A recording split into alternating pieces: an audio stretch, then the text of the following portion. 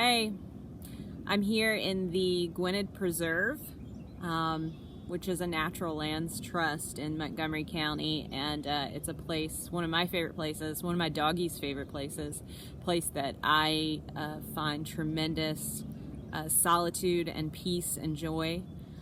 I've been thinking a lot about emotions and the emotions that we label as negative. Fear, anxiety, panic, anger. We just kind of umbrella them under this idea of being negative. And I think with negative, there's a connotation of it not being useful in our lives. And I think that we're afraid to let ourselves feel them. And so we find ourselves warring and resisting them.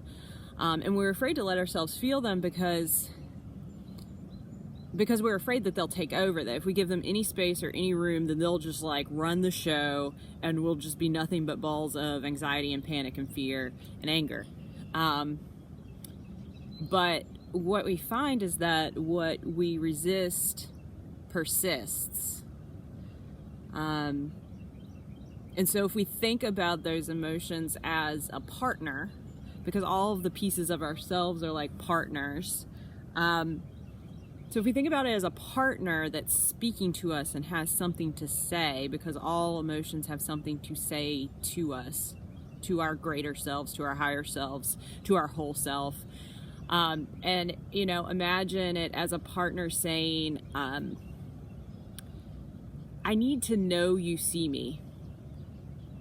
And I need to know that you hear me. And if you imagine us turning to that partner and pushing them away, or turning away from that partner and not acknowledging them, then what would that partner do? I mean, most likely they just get louder, say, hey, I need to know that you see me. And then, we walk away, we ignore, or we just shut the door. Then pretty soon that partner's probably screaming at us. And I think of the emotions that we can war with, and that we think of as negative, kind of in that way. And they don't go away, they just get louder and we just start fighting even more.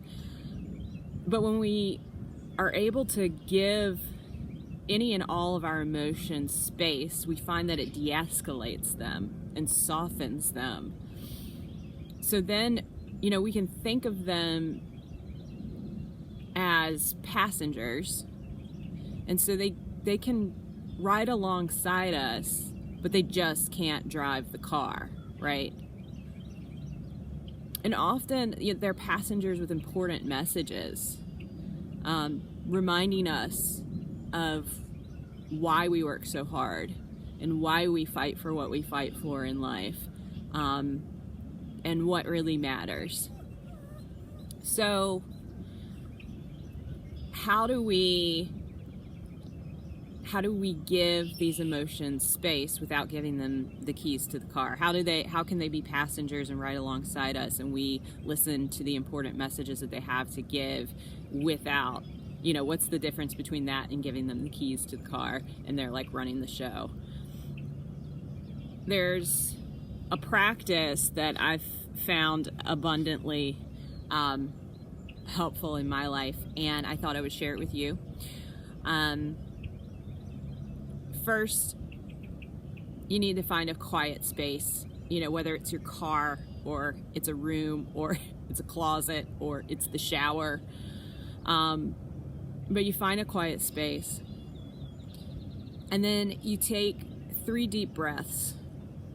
Resetting everything in life starts with taking 3 deep breaths. And it's tempting to make your deep breath kind of like kind of a gasp. But we don't want to do that. We want to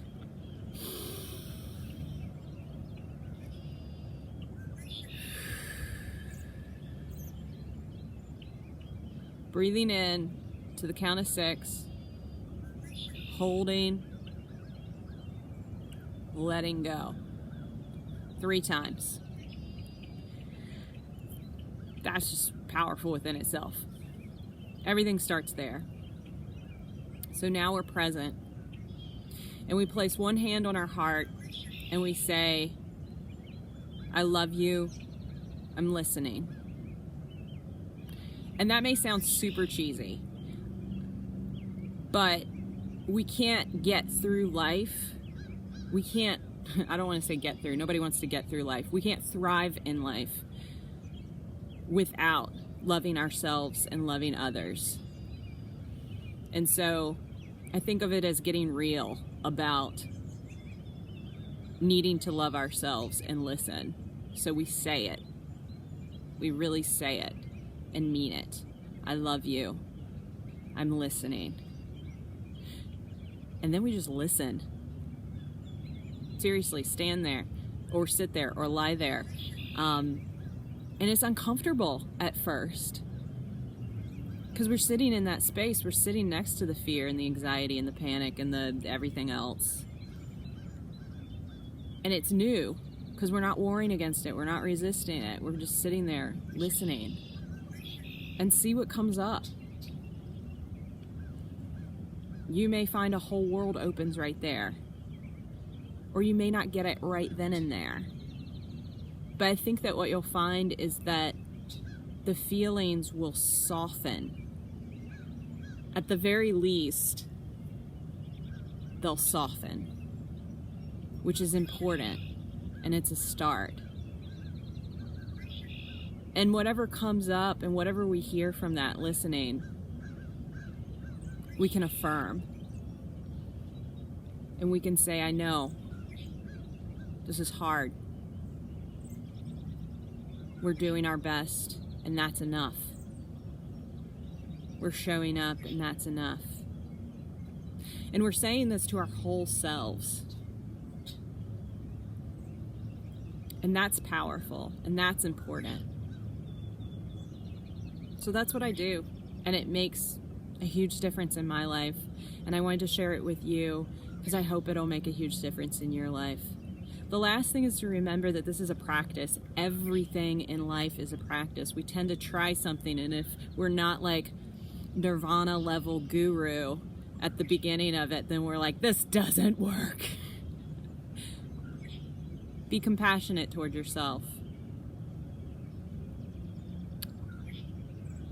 Keep practicing.